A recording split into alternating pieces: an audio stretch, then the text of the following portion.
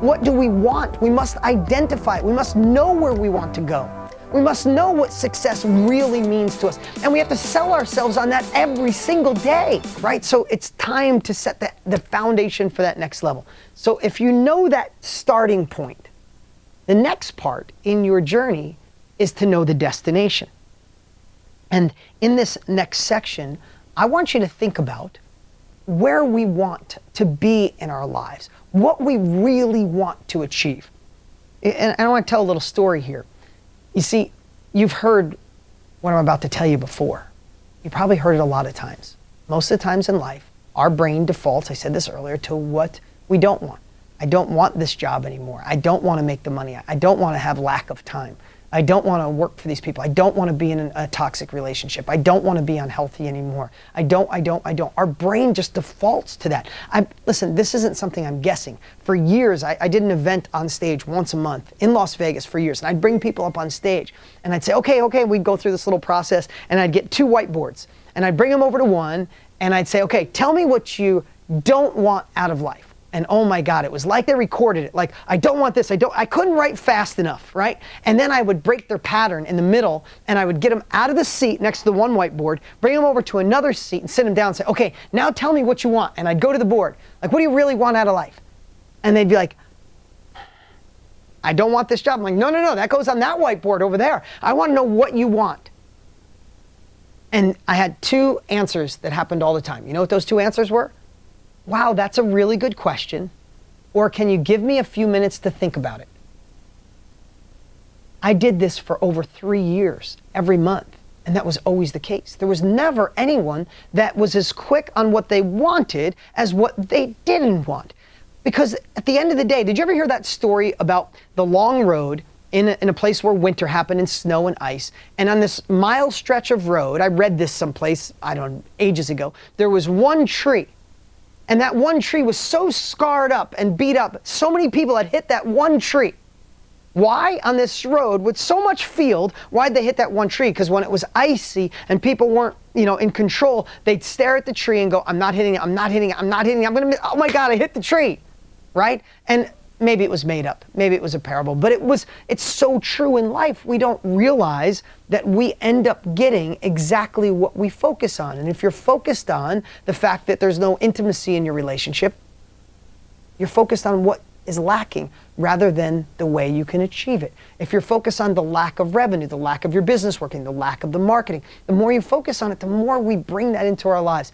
And I know most of you know that, most of you heard it. I'm encouraging you to let it sink in today. I want to tell you a story that always comes up in my mind when I think about this, on how it's really put into play. I have a dear friend and a partner on a business, just an incredible guy. His name is Ethan. He's the father of 8. Yes, he is my inspiration. He is a father of 8. He is the oldest, or in the middle of 6. So he's from 6. He has 8. His brothers and sisters have 6 children. It's amazing. And he just seems to elegantly pull it all off. Great businessman. He's a church leader. He's an incredible dad, incredible husband, just a good dude. And that's the kind of people I like to surround myself with. Long story short, they did a church group trip with the 15 to 17-year-old young men of the group. And a bunch of dads and him, they go whitewater rafting in Colorado. Now, I don't know much about whitewater rafting, but maybe you could correct me if I'm wrong. They rate the rapids like 1 through 5. Right? If they're flat, it's a 1. If it's crazy and it rained and they're rough, it's a 5, right? So he gets there and it rained for like 3 days straight. And he said, talk about being nervous. You're responsible for other kids. Like, you don't want to face parents if something sideways happened, right? So he gets there and he's like, there's no way we're going out in these boats. He tells the other dads, like, let's do the camping thing, cook out, but we're gonna nuke this.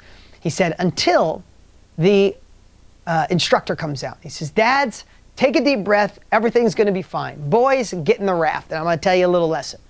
So the instructor, he said, was probably 50 years old, little gray hair. You could picture the guy, like the rafting guy, in good shape and got the cool watch on that can go under the water. I visualize all this, right? And he says to the kids, he goes, let me tell you, we're going to be just fine today. Yeah, the rapids are really high. They're a 4 out of 5, but we're going to crush this and have so much fun. And you know what's going to keep us safe? The positive point.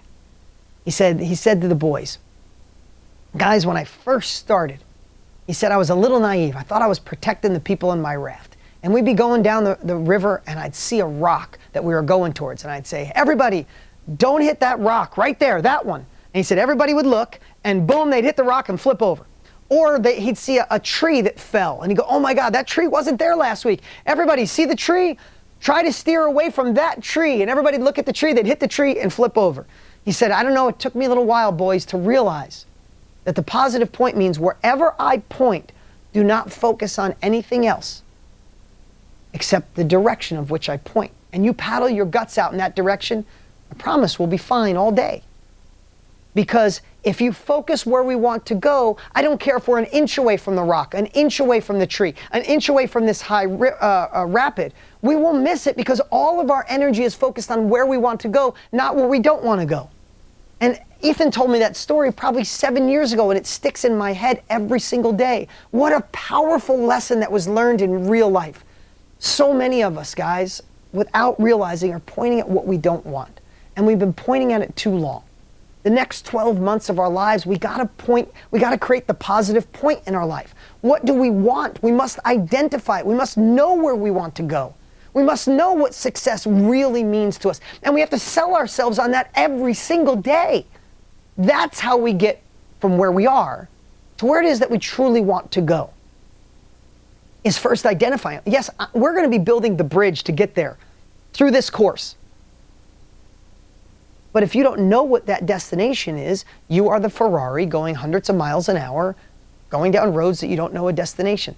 So that's why we're going to figure out our exact thing that we want out of life, our destination. Now, let me go into this next piece here. This is the part that I think is so crucial. In today's crazy busy world, when we think about setting goals, I believe, now goal setting's been around since the beginning of time, and Benjamin Franklin did it like crazy. And then when you get into Earl Nightingale and Dale Carnegie and all the old greats, right? Goal setting is so much, so powerful. It's the foundation of all success.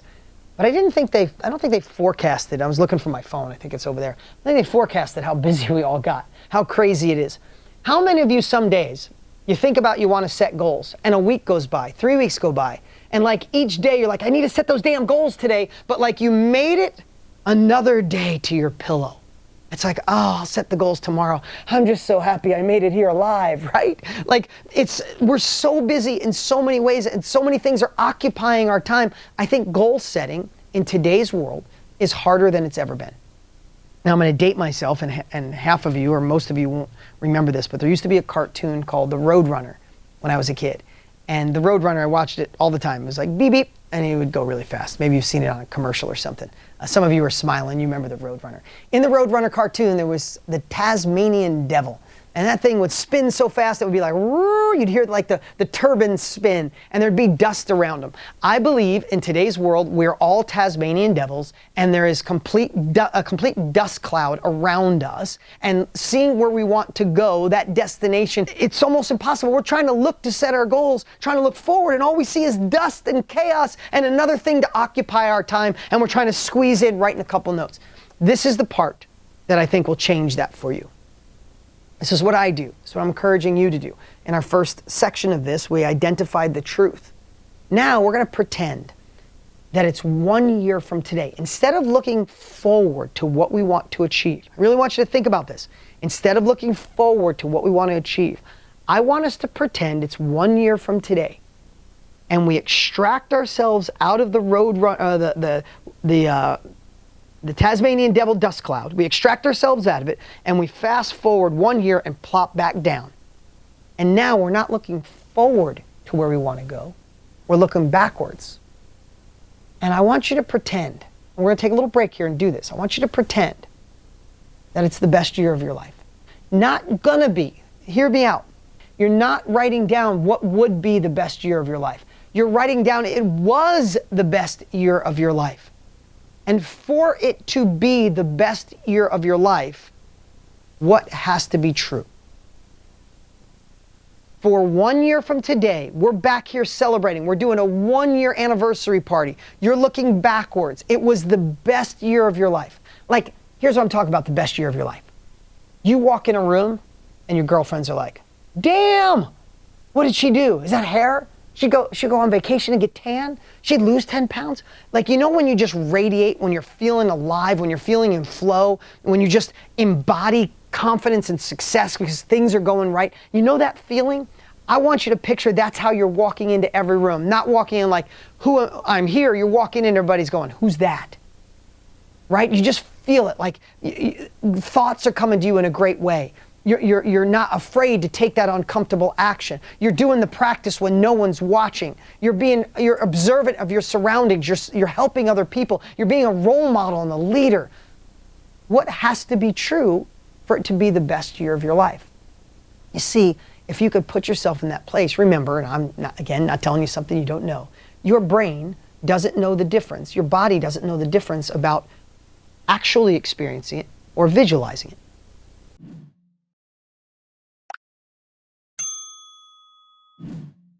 If you visualize that strong enough, your body will release the hormones. It goes, oh my God, this feels amazing, because we're believing it.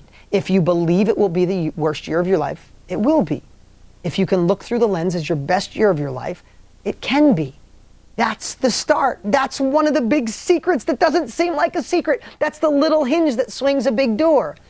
So what I want you to think about is, what have you been pointing at that doesn't serve you?